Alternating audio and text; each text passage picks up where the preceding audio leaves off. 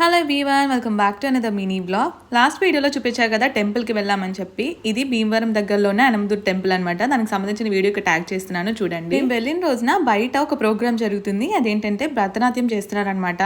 నాకు భరతనాట్యం అంటే చాలా చాలా ఇష్టం చిన్నప్పటి నుంచి. నాకు చిన్నప్పటి నుంచి ఇది చేస్తే బాగుండు అనిపించిన ఒకే ఒక విషయం ఇది.